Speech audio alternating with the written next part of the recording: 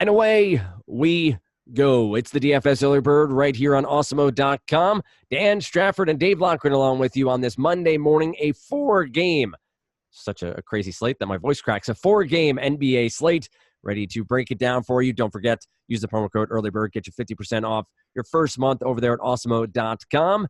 Dave, how the hell are you doing? Oh, not doing bad, sir. How was your weekend? My weekend was busy. It was radio show on FNTSY Saturday morning. Then we did, what did we do Saturday afternoon that I had to be out of the house? We went somewhere. Then we went over somebody's house. Where did we go? It all blends together. Then we had Sunday was a birthday party in church, and my youngest is sick again, and I'm sick again. So it was great. How about Sounds you? awesome. I'm just more at a loss of what the hell I did Saturday afternoon. Must not have been that important. Oh, there's another birthday party. I stayed home. I watched basketball. Okay. That's right. All right. I watched some NCAA basketball and let the youngest sleep because. How about that Duke game? Tonight, I can't. They should have lost. I lost some decent money on that. Not gonna lie. I mean, at one point, I had them at like minus 1.5. I mean, I have to. I have to, and they win by 1. What are you gonna do? At that point, I was hoping they'd lose. Right. Oh yeah. If you're gonna lose your bet, then might as well. But Zion. I mean, I really wasn't. I needed. That was. Yeah, it wasn't fun. But I mean, that final play for Zion to make the bet, to get the made basket, going up against Taco Fall and fouling him out and getting the end one. I mean, he showed a lot. Not that he hasn't already, but he showed a lot in that game.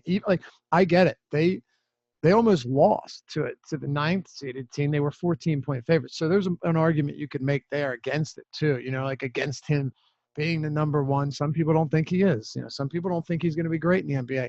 I'm not here to discuss that personally. I haven't done enough research into him or watched enough of him yet because I'm not a big college basketball guy. But I can tell you this much. A few of those plays he made were straight up NBA plays. Absolutely. Absolutely. Yeah, he is clear-cut the best player in college basketball. I don't think that's a question. I think there is going to be some interesting debate about how he fits into certain teams' game flow. Like, how does he play in the NBA when he is not the biggest, strongest, and fastest all at the same time? Well, and then you have the people, saying Ja Morant is the, he can jump. He can sure damn jump, but yeah. I mean, to me, he's the top 3. It's him, RJ Barrett, and Williamson. And then we go from there. And who knows, Barrett could fall. But I think that Morant did enough in his 2 games in the NCAA tournament and his season to make him the number 2.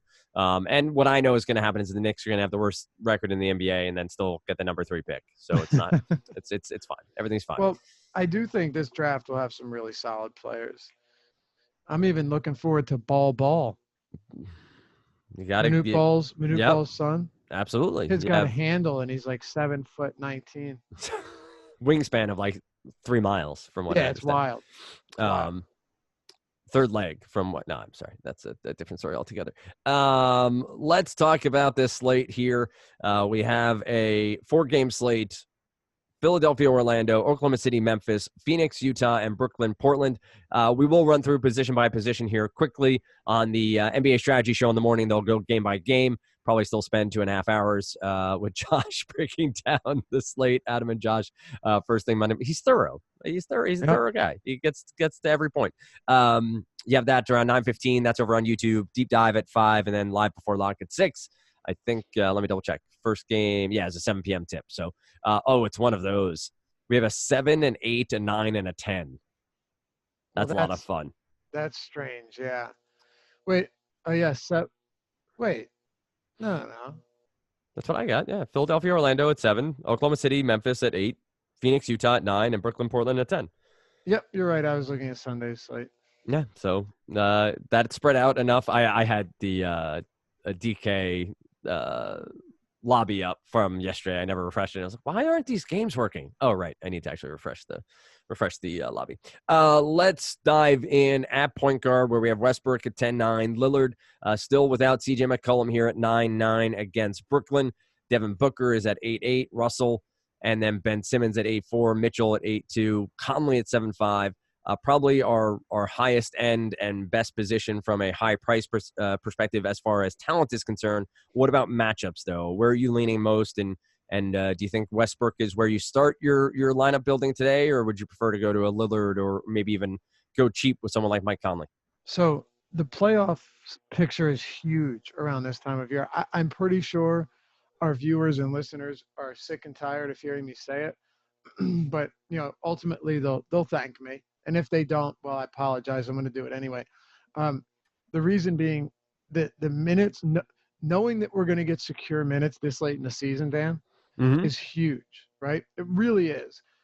What I mean by that is you've got the Thunder right now at 43 and 30, sixth in the West. The Clippers at 44 and 30, fifth in the West. And then you've got the Jazz at 43 and 30, the Spurs at 43 and 31. LaMarcus Aldridge just had a monster game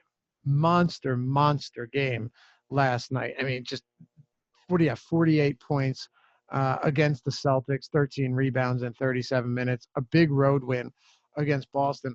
So all of these teams include the Blazers in there as well, 45 and 27. You have a 3-game separation between the Blazers and the Spurs. And then between the Clippers, the Thunder, and the Jazz, half a game. Anything can happen here. And when you think about how big of a move this would be for, say, the Thunder to move up to a 5th seed, forget about a 4, just get up to the 5, right? Or the Jazz, just get up to the 5. You want to avoid playing the Warriors at all costs. And you certainly are looking to avoid probably playing the Nuggets and Rockets if you don't happen to, or if you don't have to. Maybe not, but definitely the Warriors. And then in the East, you have Philly, you have Orlando, you have Brooklyn, and that's it. Well, all 3 of these teams are playing for something. Right now, the Miami Heat or the Miami Heat are 1 game ahead of the Orlando Magic for the Right. 8th seed, the final seed in the East. And then the Nets are a game and a half above the Heat for 7th, and they are tied in the East with the Pistons. However, let's see, the Pistons, I don't know if this is updated yet for tonight. They just lost to Golden State. I'm not sure if it has, but either way, you get the point. And then Philadelphia 76ers, Boston lost, but the Sixers blew what should have been a very easy win in Atlanta and would have really made it much easier for them to just seal the deal and lock up that 3 seed. Well, now they're only 2.5 games ahead of the Pacers, the idle Pacers, who won last night or Sunday. Big game for them. So you have Philly, Orlando, OKC, Utah, Brooklyn, and Portland. That's 6 of the 8 teams on this slate, all playing for playoff positioning. That's really important. I don't know if you've seen the website tankathon.com as of yet. Oh, you're talking about the playoff odds? And the yeah, playoff strength of schedule and all Great. those things. So if those watching, and don't forget to like this video, subscribe over on YouTube, same on iTunes, but there's a site called tankathon.com that has remaining schedule strength.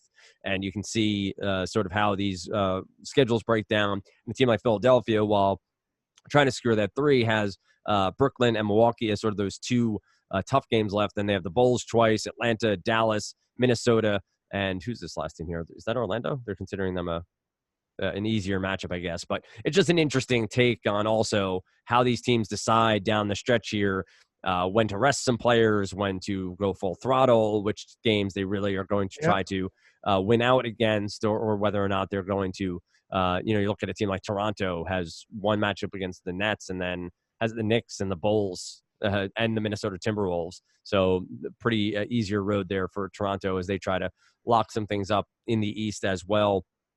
I guess they have Philadelphia pretty much in hand in 3.5 games. But let's dive in here. So you do have Westbrook trying to vie there for the Thunder out west. Lillard against Brooklyn, which should be a good game. I haven't seen a line as of yet, but we'll look that up momentarily. What do you got at the top end of point guard? So Russell Westbrook, I think, plays 37 minutes here. I wouldn't be surprised. He played 39 minutes in regulation against Toronto. Was it on Wednesday, I think? And then he played 37 in regulation in a very impressive road win against Toronto on Friday. Give him 37 minutes here. Of course, unless this game gets really out of control. But the Thunder are only 5.5-point favorites here. So yeah, look, is this a good enough defense in Memphis? It is. Is it a very slow-paced team? It absolutely is. But I'm not writing Russell Westbrook off at this stage of the season. I'm not. Does that mean that I think you want to play him everywhere? I'm not saying that either. I just think that Russell Westbrook at sub 11K is still very much viable here, especially given the fact that when you look at this, you have Joel Embiid against Orlando, and he's had some monster games recently, 275 plus fantasy point games in his last three.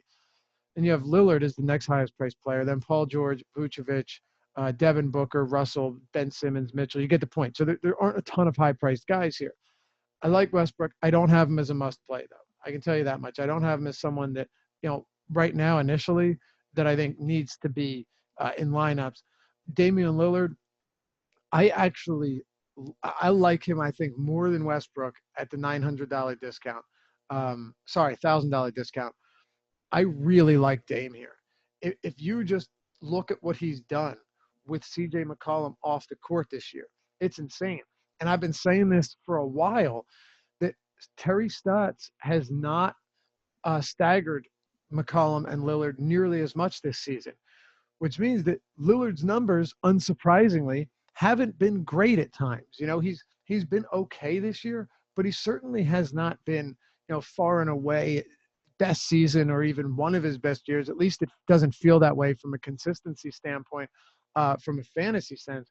But when you take his numbers with McCollum off the floor, my God, things absolutely open up. On the season, Damian Lillard has played 513 minutes with McCollum off the floor, okay? He has a 38.8% usage rate. Wow. Yeah, 38.8. 37.4% assist rate, 8.7 rebounding, whatever, and 1.6 fantasy points per minute.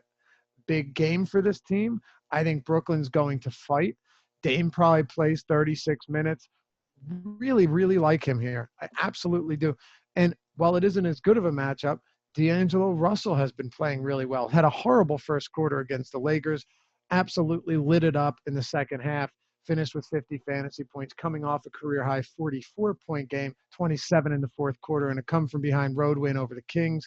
I think this is their last road game on a 5 or 6 game road stretch. West Coast road stretch, 1, 2, 3, 4, 5, 6. Yeah, it's an interesting spot for Russell. Lillard right now, though, at the top is my favorite. You could make an argument for Ben Simmons for sure. I don't hate him. I prefer Booker and Lillard over him, though. And then we'll get into the point guards in a little bit, or the shooting guards in a bit that have eligibility. I guess we could also throw Mike Conley out there, though. He got some rest on the first end of a back-to-back, then played 35 minutes again, 7,500 against a very fast-paced OKC team. I'm not writing Conley off.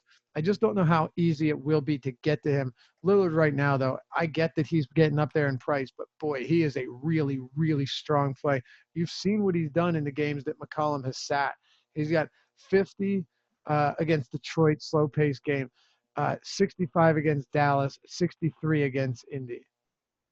What do you make? You made a passing reference there to Booker, and not sure if you want to talk about him at shooting guard, but with Tyler Johnson out, TJ Warren out, Josh Jackson questionable with this ankle, is that just too many shots coming Booker's way to ignore him on this slate? No, I don't think you want to ignore him. The one concern here is that they just, like I said, I think I mentioned this on Friday's podcast and in the deeper dive and on the deep dive. I don't like projecting blowouts. Yep. Once we get into late March, I'm a little bit more willing to make exceptions to that rule. Okay. Call me a hypocrite. I don't really care. You damn hypocrite. Right. The truth is that these teams, number one, aren't playing to win. And number two, dealing with these type of injuries, it's ugly. Like, you have a ton of guys injured right now for Phoenix. They're already a bad team. So you have Tyler Johnson out, DeAnthony Melton's getting a lot of that work. Unless, of course, we expect Jimmer Fredette to get it done. He played 4 minutes in his debut. Jimmer. Josh Jackson might be out. TJ Warren is out. Kelly Oubre, who was a huge piece to them actually competing recently, playing monster minutes each game. he is done for the season. Tons of injuries. So really, it's on one side, yeah, Booker's going to see monster usage. There's no doubt there. You look at his last several games. I mean, even with Durant, look at his last 7 games. Field goal attempts 23, 20, 22, 26, 24, 17. Big blowout, played fewer minutes, would have been over 20, and then 27. So is the upside there? Is the ceiling there for Booker? Unquestionably. Are they 15-point road dogs against a good Utah defense? They are. So I definitely have some reservations there, especially when you have guys like Booker or Russell, sorry, who have been playing so well, and a few other guys in a similar price range that have also been playing really good basketball. And Mike Conley against OKC is, look, he's not the same upside guy as Booker, but he's a lot cheaper, and he's been playing pretty well himself. And JB Bickerstaff clearly isn't curtailing his minutes. He's just Right. giving him rest on certain days, meaning not playing him. Yep. What do you got? Let's just talk through the rest of point guard as it is a short slate. Any cheap guys that at least should be on people's radars? We got to be really careful when we're looking at just minutes, unless it's guys that are really good and good per minute guys, right? But okay, Tyler Dorsey played 43 minutes against Orlando at 49.75 fantasy points, 29 points, 9 assists. Awesome. Then he played 26 minutes the next game. He might play 28 minutes in this game. He had 1 assist. He did take 13 shots, but he had 1 assist. If Mike Conley is going to be out there, that is a huge difference. Take a look at DeLon Wright. DeLon Wright played 42 minutes alongside Mike Conley against Houston, had 21 fantasy points. You shouldn't be that surprised. I mean, that's putrid, but still, you shouldn't be that surprised because he's playing alongside Conley. He's not doing a lot of ball handling, or he doesn't have a lot of ball handling responsibilities.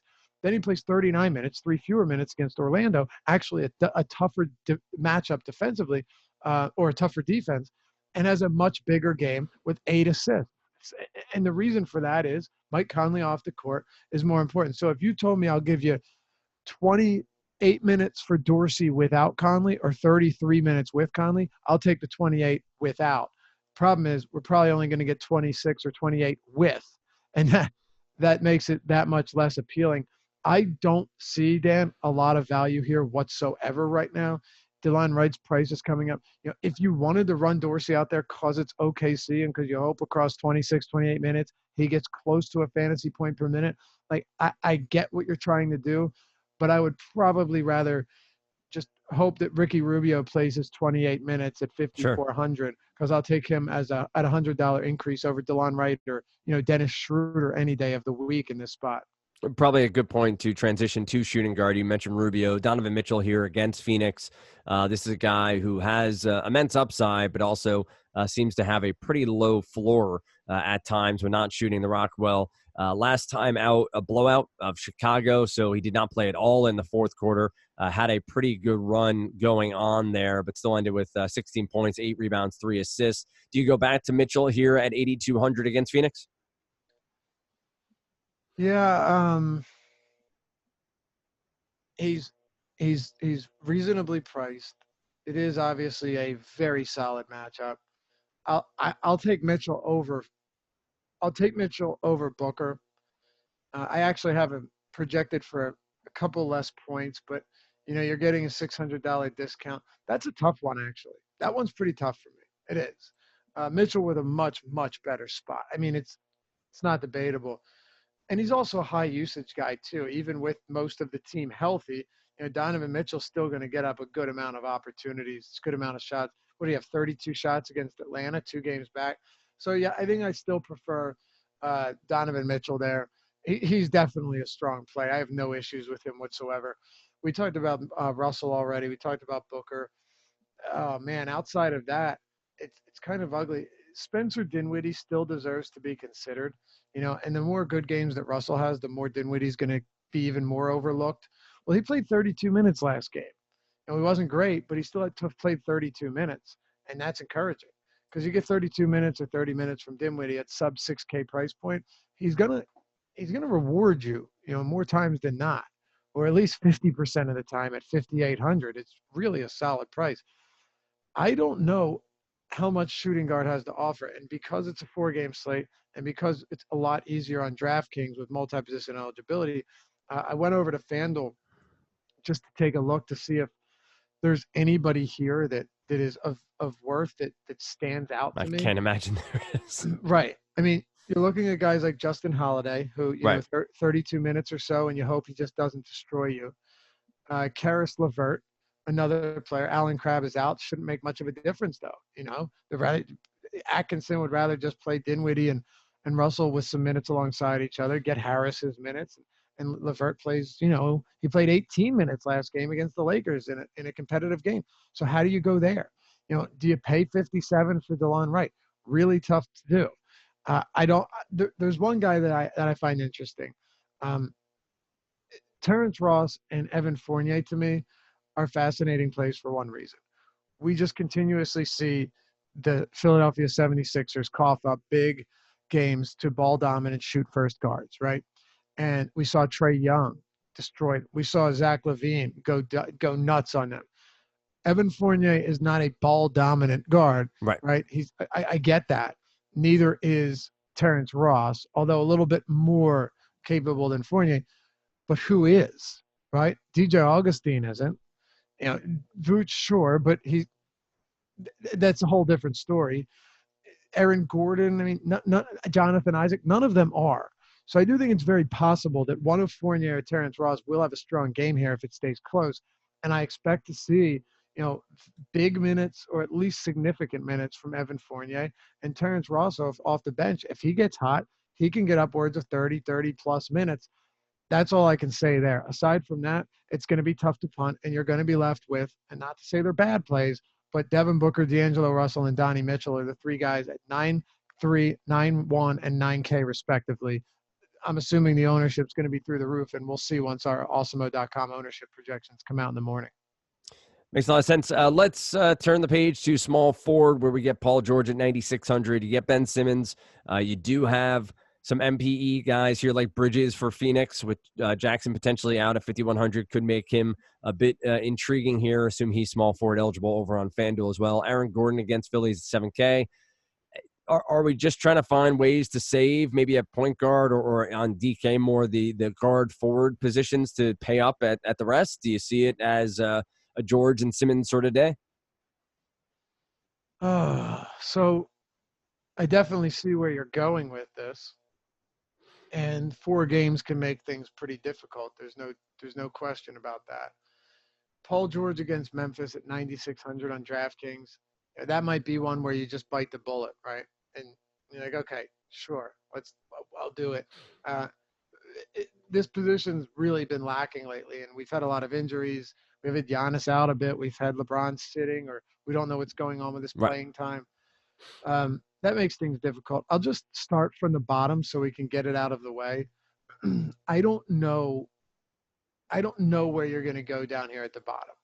If you have anyone, feel free, just shout it out, because it's difficult to find anyone that stands out as a strong player. And we don't really have any relevant injury news yet that would make it so we get more minutes from one guy because of that. It's possible that Mike Scott, if James Ennis sits, gets like 5 extra minutes and gets upwards of like 28 minutes. He's very cheap, but that is a just massive risk. Bruno Caboclo with Conley back, even without Conley, has just been dreadful. I mean, just on a per minute basis, terrible, like 0.68 or 0.7 fantasy points per minute. I mean, what are we going to do with that? Chandler Parsons went back to playing 20 minutes last game. Rodney Hood is Rodney Hood. I don't even think we need to continue with that. And then guys like Kurucs. Could Kurucs have a decent game? Yeah, but he hasn't crossed I don't like to use this as, analysis, but he hasn't crossed 20 fantasy point threshold in like 4 or 5 games. Yep. I say that just to kind of illustrate the volatility we're dealing with here. And the same thing goes for Holiday, who we talked about. Al-Farouq Aminu, who doesn't really have anybody big that he needs to guard in terms of a dominant offensive player. When that's the case, he usually doesn't play as many minutes, although he played 37 against Detroit. Maybe Aminu is the guy here against Brooklyn, Dan.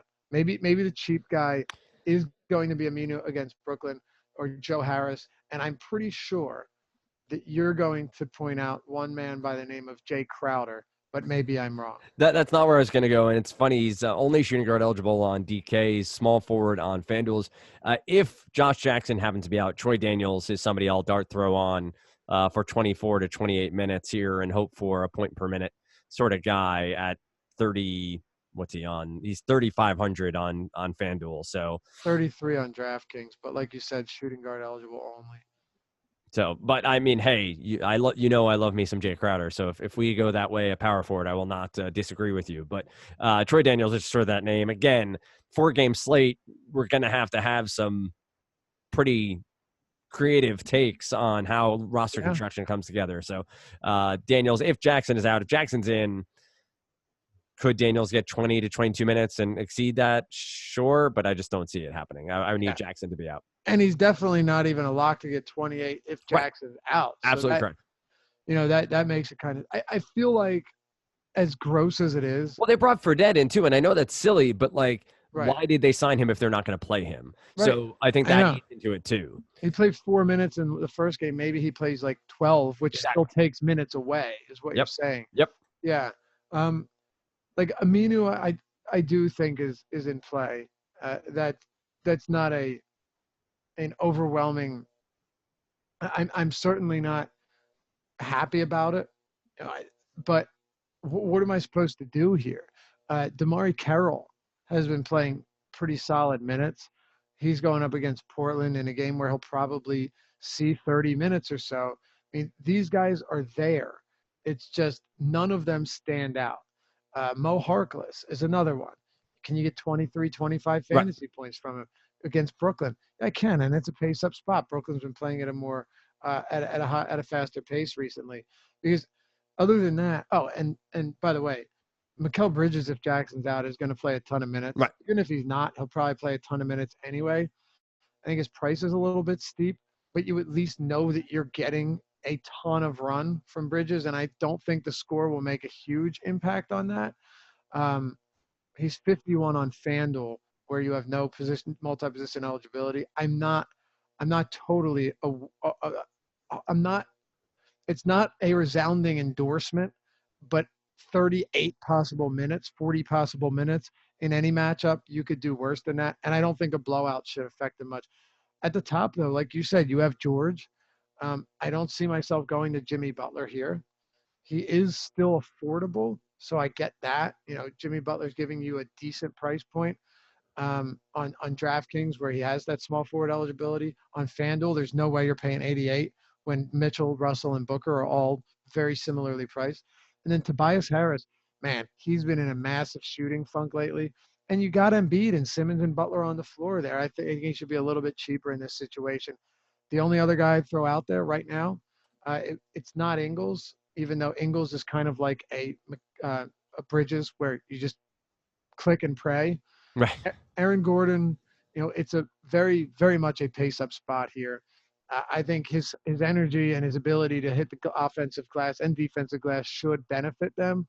And he's averaging 29 for 1.7 blocks and 42 fantasy points through 3 meetings with Philly and 34 minutes per game. I expect him to get a lot of minutes here because, once again, Orlando's battling to get into the postseason, even though they'll get swept by Milwaukee. Aaron Gordon should get a lot of minutes. By the way, did you see J.J. Redick is small forward eligible on FanDuel now? Yeah. Which is really dumb because he's starting at shooting guard every game. Well, they can get creative over there, apparently. With I don't know what to tell you. I think we've covered off on most of the power forward as well and talking about small forward, and you ran through some names there. You do have Jeremy Grant as one of the few power forward only eligible guys on this slate. He's at 5,300. Derek Favors is here at 5,500. He's little tough to peg exactly how many minutes he's going to get in any given game. Can be down the low 20s at times. It's power forward's rough. It's 4-game slate, isn't it? You could hope and pray that Ronnie Hollis Jefferson gets 18 minutes and does what he did last time out with 29.75 DraftKings points in 17 minutes. But I'm not seeing a ton else besides the names we've already discussed that you would want to bring up here. Yeah. I mean, you're right on Favors. it's sketchy. And will we see some chance, or will we see any effort from Quinn Snyder to rest him if this game gets out of hand? It's possible. I still think you have to consider favors here. He's playing well. Uh, he's been getting at least decent enough minutes. You're never going to get him up at 35 minutes. It's just never going to happen. Can he play 27, those 26? Yeah, he can. And on a permanent basis since the All-Star break or since the trade deadline, he's been really good. And on the season, well over a fantasy point per minute. So I have nothing against favors. But all in all, you're right. It is ugly here. We've talked about everybody else at small forward already. I'll throw in a couple of other guys. And this isn't to say that I feel good about it, but I will just do it. If Jackson sits, you could see Dragon Bender get really. With Oubre already out, I wouldn't be surprised to see Bender already get minutes, but it would just thin them out even more, and you'd have to really shift guys up or down. Dragon Bender played 36 minutes last game, 32 in the blowout loss before that. Uh, the thing is, she's just been amazingly bad, like impressively bad, actually. 4 points, 2 points, and 4 points, Dan, over 24, 32, and 36 minutes. I mean, that's not easy to do. He's there at almost minimum salary if you need him now. And then a DraftKings or a FanDuel guy who has served us well at times. And hopefully anyone who played him had a great night the other night. He was in the deep dive, by the way, just to be clear. Yes, gloating a little bit. Ed Davis. Sure. Ed Davis is kind of that guy where when you don't have any other quality options to pivot to, you look to him and you say, if he plays 20 or 22 minutes, sometimes he has there's a good probability that Davis can give you great numbers in those restricted minutes, but extended minutes for what he usually gets. Look at his last game, Dan. On FanDuel, Ed Davis had 14 points, 15 rebounds, 37 fantasy points in 20 minutes against none other than the Lakers. That was the same game JaVale McGee went for 33 and 20. His first 30-point game and his first 20-rebound game of his career came on the same exact night. Testament to how bad that Brooklyn Nets front court defense is. And then you're looking at Jeremy Grant and such. It's really bad. I think the first guy you mentioned, Derek Favors, is going to be chalk, and probably for good reason. But I'm definitely not going to overlook Ed Davis here. If you want to get a little bit different, if Ed Davis is going to be really popular, it wouldn't be crazy to play Rodions Kurucs at the same price on FanDuel over him, assuming that Davis is going to be higher on. Sure. It makes sense to pivot off even on a 4-game slate to try to find a little bit of edge. Again, Dave pointed out Awesemo.com has ownership projections, and they get fine-tuned throughout the day, get released early on, but as news comes out and obviously as lineups come out leading up to lock, you'll get updates on it. So if you want access to that, you need access to Awesemo.com, and to do that, we give you 50% off your first month with the promo code EARLYBIRD. That's one word, EARLYBIRD. Whew. Very happy I spelled that right the first time. And by the way, center has some really good options. Right. And I figured this is the best and only time to do that quick promo because power forward ownership may matter if you're dealing with GPP. I wasn't trying to cut you off. I was just looking at it now and thinking we finally have something to talk about. And we do. And typically center's been one of the deeper positions between the five. It's point guard and center on the season. You have Embiid, Vucevic, Gobert, Valanciunas at 7,100. Ayton against Gobert is at 7K. Nurkic is down there at 6,900. If only he got 35 minutes a game.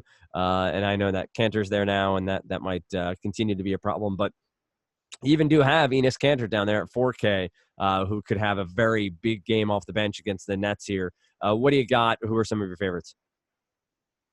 So I'll tell you this much. I do not care one bit if Nurkic is not playing 35 minutes per game. It shouldn't matter. I mean, you're right. If he was getting 35 minutes a game, it'd be over. I mentioned this on Twitter. If Jonas Valanciunas was a 30-minute per game guy, he would be a 9K player, maybe higher. Imagine 35 minutes per game out of JoVal. Yeah, he wouldn't be giving you 1.6 fantasy points per minute, but he'd be damn good. Right. Anyway, Brooklyn on the season, allowing top 5 marks to opposing centers in points, where they're allowing the 4th most points. They are allowing the 2nd most assists behind only – oh, wait, you know what? Hold on one second. Let me make sure I got this right. They're allowing third most rebounds behind only the Kings and the Lakers. I mentioned points. They're allowing, top 5 in points. You could go across the board and even factor in assists where they've allowed quite a bit to centers. If you keep going further, you'd see that blocks, they are allowing the 5th most blocks. Efficiency to the position is also in the top 5. I mean, they have really been bludgeoned by opposing bigs. We just saw JaVale McGee have career highs in points and rebounds against the Nets the other night. A huge game. This has been a team, and I know you talk about it often, that you target centers against them, even if there might be some weaknesses, some, warts, doesn't matter. I have Nurkic playing, look, he's played 34, 31, 22, and 31 over his last 4 games. So he can easily get over 30 minutes. And I don't think this game blows out, like I mentioned. Right now, 6-point spread in favor of Portland. I absolutely love Yusuf Nurkic here. 6,900 is outrageously low. And I love that he's actually had a few ugly games in a row, Yep. even though he's get, two of 3 are double doubles. I'm just, there's nothing to worry about here. I love him in this spot, but he's not the only one, and that's what makes it kind of interesting. Valanciunas is still reasonably priced. Joakim Noah is doubtful to play. Last time Noah sat, Valanciunas played 41 minutes. I'm not saying he plays 41 minutes, but hey, it's very possible that he gets 35 minutes here. I would not be surprised whatsoever with Noah out. Against Minnesota last time out, in their last game, Joakim Noah was active, only played 9 minutes, but still, it's still taking minutes away. I love Joval at what I still consider to be a discounted price point. Like I said, he'd be a 9K player if he continued to get this many minutes. And it proves my point. Just look what he's done, Dan. 36 minutes, 52 drafting points. 41 minutes, 65 and a half with 23 and 24. 48 fantasy points in 26 minutes in his last game, 20 and 14. And one was against Orlando, not a particularly easy matchup at all. One was against Houston, not an easy matchup. They've clamped down defensively lately. He is matchup proof in the sense that scoring and rebounding, he will still get enough volume and still get enough opportunity on the glass to pay that off. Yeah, those are my 2 top guys at the position, and they're not the 2 top price guys, but I don't think that matters at all. Vooch at 9,200, I still like him. For what it's worth, he has a crazy good history against the Sixers, but they're a very different team right now. He's been good against them this season. So I don't mind Vooch, and I think he'll probably be relatively low owned for a 4-gamer, lower than he should be. Those are the 3 guys that stand out most to me in the order of Nurkic, Joval, and then Vucevic. Do you have anybody here that you really like outside of those 3 centers? Because I think clearly those are the guys that are the best, and we can bring Rudy Gobert into the conversation as well. I think there's an argument to be made there, but I don't know how much further I go after that, if at all. I'm going to play some Cantor at 4K. I'm going to hope for 20 minutes and hope for 35 DraftKings points. I don't him hate have that. I don't think that's a crazy idea. I mean, is it a big risk? Yeah, but is there a lot of value on this slate right now? There isn't. Right. Now, don't play Cantor and Nurkic together. Correct. It's Absolutely possible that could work, that Nurkic plays 28, Cantor plays 20, Nurkic has 50 in 28 minutes, and Cantor has 32, of course. But I still don't love the idea of that. Yeah, it would be in a position where I'm paying up at 2 other, positions, point guard and say small forward or power forward, simply because I don't have any real assets I like there. If I'm playing Nurkic, I'm probably going more balanced at the other 2 positions and staying away from the cheaper price points. But I'll play some Cantor. I love Nurkic on the slate, same reasoning you just gave. I would also have looked at Gobert. Gobert would be up there. Joval, I think, is a fine play here and has all the upside in the world. I'd rather go down the extra 200 to Nurkic or go up the 900 to Gobert with the matchup with Phoenix. But let me ask you this: does Noah being out not sway that for you? Look, the reason I say it too, you're right. It's just Joakim Noah, so it's hard for me to get in my headspace. He's been really good. Yeah, of course. I mean, he's been really good, and he has threatened. He's definitely threatened taking playing time away from Joval, even when Joval's having decent games. If you're getting a better game from Noah, he's going to be in there. He's going to get some extended run. look, I'm obviously not saying that that if you don't like Joval for a few reasons, I totally get it. But I just want to say, to close it out, I would not be overly concerned about the matchup against OKC. Yes, Steven Adams makes life difficult on opposing bigs. There's no question. By the way, he's 5,300 and is still playing a lot of minutes. Not a crazy idea to get some Steven Adams consideration now that I'm looking at it. But the OKC Thunder are playing at the league's second fastest pace since the start of January. So that's almost 3 full months, not including the All-Star break, whatever. Still, almost 3 months. Or 104 possessions per 48. Since let me take it before we wrap it up here. Since the trade deadline, because that's when Jovel started playing.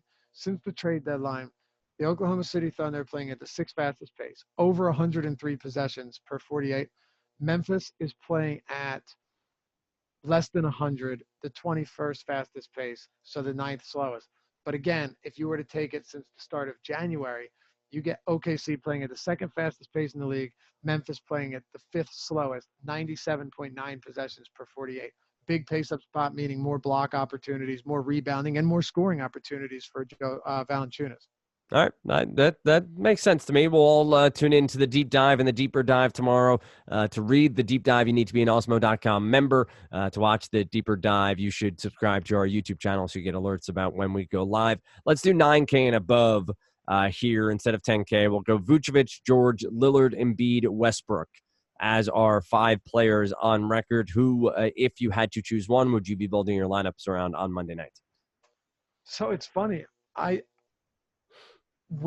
Given his numbers and what we've seen from him with McCollum off the floor, I know he's getting up there in price. I still think 9,900 on Lillard on DraftKings, I still believe that is too low. I really do. 10-6 on FanDuel, I still think that's too low.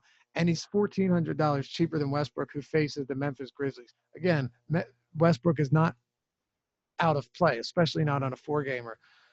How do you not love Lillard, though? Who's your guy here? That's who I'm on.